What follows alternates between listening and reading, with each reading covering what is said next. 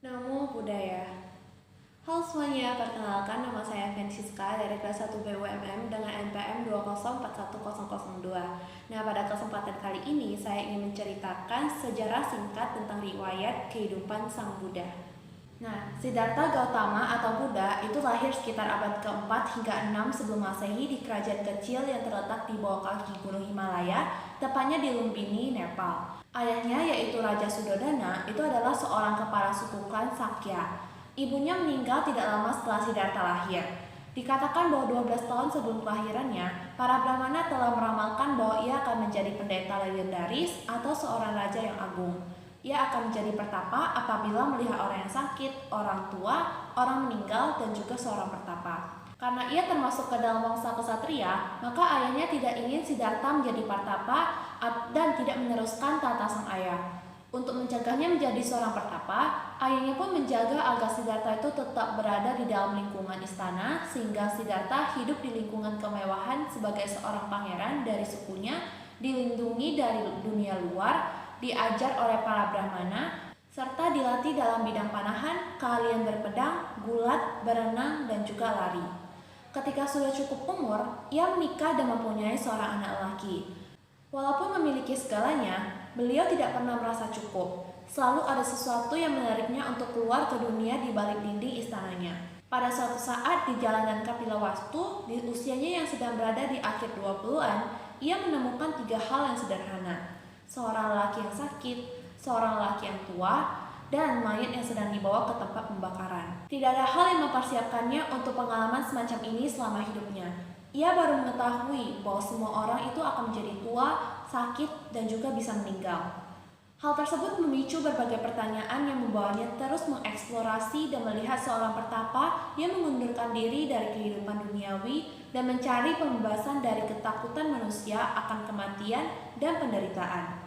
Pada usia 29 tahun, Siddhartha pun meninggalkan kerajaan, istri dan anaknya yang baru lahir untuk menjadi seorang pertapa dengan tujuan untuk menemukan cara untuk menghilangkan penderitaan universal yang dipahaminya sebagai salah satu ciri kehidupan manusia. Selama 6 tahun berikutnya, Siddhartha menjalani kehidupan pertapaan dan mengambil bagian dalam prakteknya, belajar dan bermeditasi menggunakan ajaran berbagai guru spiritual yang membimbingnya, yaitu pertapa Aira Kalama dan Udaka Rampura. Ia belajar cara baru untuk hidup dengan sekelompok yang terdiri dari 5 pertapa yang kemudian menjadi pengikutnya berkat dedikasi yang sangat tinggi. Ketika jawaban untuk pertanyaan-pertanyaan juga tidak muncul, ia pun menggandakan usahanya, menahan rasa sakit, berpuasa hingga hampir kelaparan dan menolak minum air. Apapun yang dicobanya, Siddhartha tidak dapat mencapai tingkat kepuasan yang dicarinya. Sampai suatu saat ketika seorang gadis muda menawarinya semangkuk susu.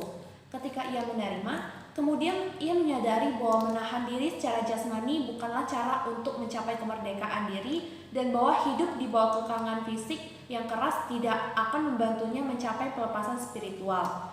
Jadi, ia pun menerima susu tersebut, minum air, dan mandi di sungai. Sejak saat itu, Siddhartha pun mendorong orang-orang untuk mengikuti jalan keseimbangan daripada mengikuti jalan yang ekstrim.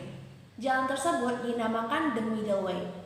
Sejarah Buddha Gautama mencapai waktunya ketika suatu malam Siddhartha duduk di bawah pohon Bodhi dan ia pun bersumpah tidak akan bangun sampai kebenaran yang dicarinya itu datang dan bermeditasi sampai matahari terbit keesokan harinya.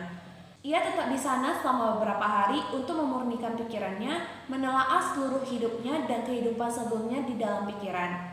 Pada pertapaan ini, ia diganggu oleh Mara, dewa penggoda yang berkekuatan dahsyat. Ia menaklukkan dan melawan Mara ketika bintang pagi tampak di ufuk timur dengan kemauan yang keras dan keyakinan yang kukuh. Sehingga pada saat itu ia mencapai pencerahan sempurna dan menjadi Samyak Sambuddha tepat ketika waktu bulan purnama Sidi di usia yang ke-35 tahun di bulan Waisak.